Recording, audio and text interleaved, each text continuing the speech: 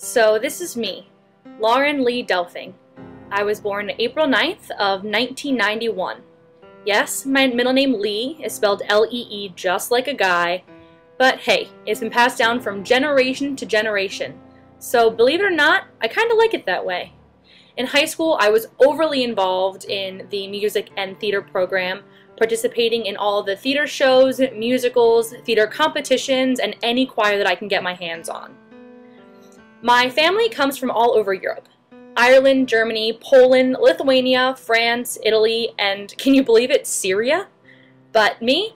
I was born in Philadelphia, Pennsylvania, which is the home of my absolute favorite food, the Philadelphia pretzel. With some Rita's water ice, you absolutely cannot go wrong. But when I was 9 years old, my family decided that they wanted to move to a small town in New Jersey known as Columbus, New Jersey, which is completely different from Philly since it's known for horse racing, the Columbus Farmers Market, and showing cows. So yeah, technically I am a Jersey girl, but not the kind that's portrayed on the Jersey Shore show. I've pretty much known that I wanted to be a teacher ever since I was a little girl. I would always play school in my basement and talk to my stuffed animals in a random language that only they and I could understand. And one year for Christmas, my parents actually got me this gigantic green chalkboard that they then hung on the wall for me because I had a specific area in the basement that was my play classroom. But my chalkboard was soon upgraded to a whiteboard when they took down all the chalkboards from my real elementary school. When normal kids were asking for toys and Razor scooters and Bop-Its for Christmas, I was asking for a grade book and chalk and a new whiteboard. So I guess being a teacher has been a goal for me ever since I was a little girl. This is a picture of my dad's side of the family that was taken at my great-grandmother's 90th surprise party. I come from a very small, close-knit family, and I could not have been blessed with a greater support group behind me.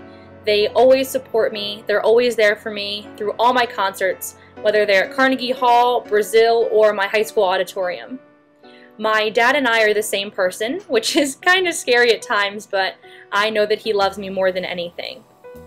And my mom is my mommy. She is my absolute best friend in the whole world, and I honestly could not live without her.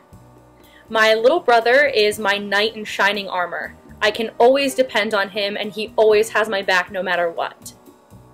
My granny is a very, very important part of my life because she is always there for me and loves me through thick and thin. I figured that my dog was a very important part of this video since I absolutely love this animal to pieces. And my fish was also important since he is currently sitting on my desk and staring at me as I am making this video for Critical Pedagogy 2. I guess the best part about my family is their sense of humor and knowing that you can talk to them about anything, no matter what. How I got involved in choir is actually kind of shaky. When I was in 7th grade, I got the chance to pick an elective, choir or band. And I went home to my parents and said that I wanted to take band because I wanted to play flute and it would be amazing and everyone would be happy. And my father disagreed and said, no, you will take choir. And I said, no, choir is for people that don't know how to sing, and I'm 13 and I know everything and I know how to sing already. And it was actually this huge argument, but of course your parents are always right, and I took choir. How I decided I wanted to be a music teacher was kind of like an epiphany that I had had. When I was a freshman, I joined the Westminster Conservatory Youth Chorale, and that summer we took a trip to Brazil. It was a 2-week trip. We went to Sao Paulo, Recife, and Rio de Janeiro.